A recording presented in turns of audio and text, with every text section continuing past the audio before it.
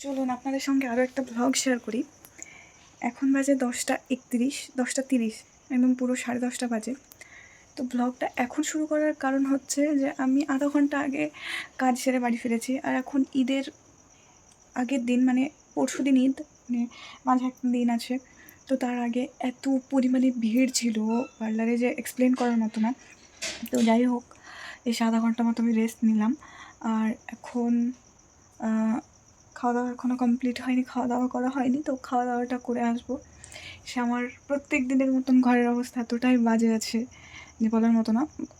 খুব একটা ওই রকম না যে আগের ব্লগগুলোতে আমি যেরকম দেখাই কিংবা বলি সেরকমটা না, বাট তারপরেও আমাকে সব কিছু গোছাতে হবে, কারণ ঈদ।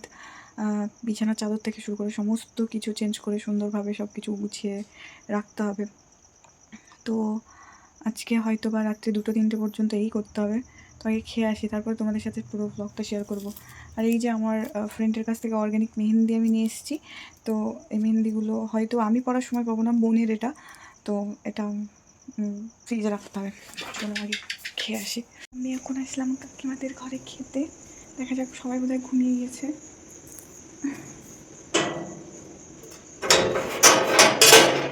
খাওয়া দাওয়া কমপ্লিট করে আসার পরে দেখলাম যে আমার একটা পার্সেল এসেছিলো।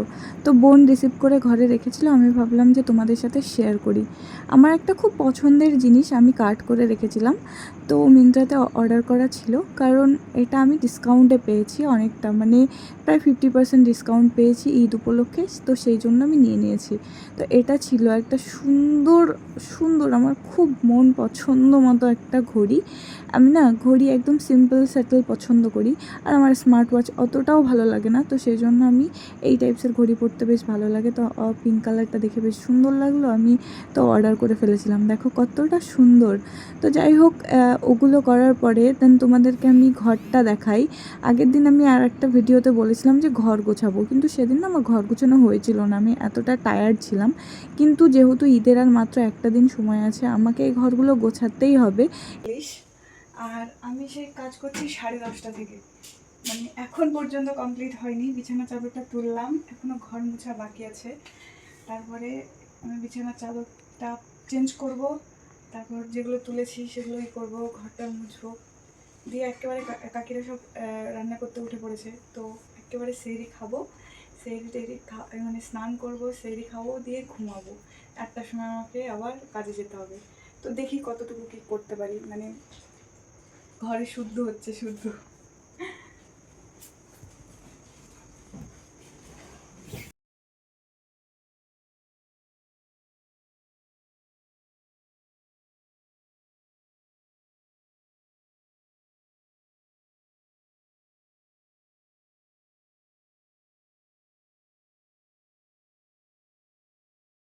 সো ফাইনালি আমি এতক্ষণে গোসল করলাম, মানে মাথায় পানি দিলাম না এই জন্যে যে চুলে যদি পানি দিয়ে এখন ভিজায় তাহলে চুলটা শুকাতেই আমার সকাল পর্যন্ত লাগবে।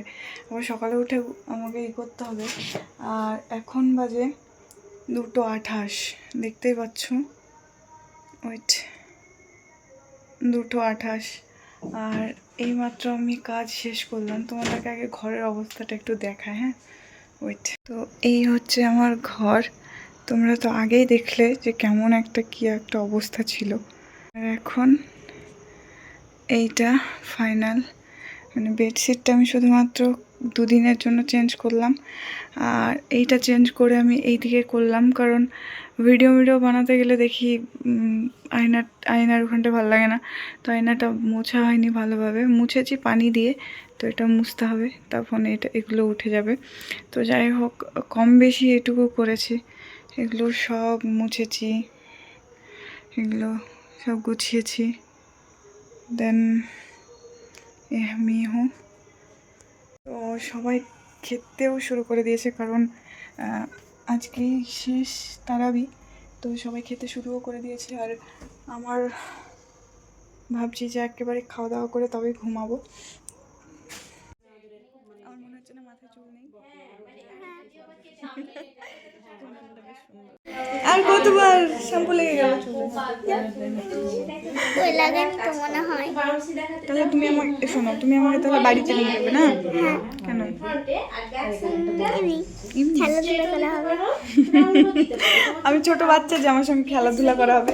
হ্যাঁ হ্যাঁ, হ্যাঁ হবে তো। আমি তো অনেক বড়। বড় হলেও হবে।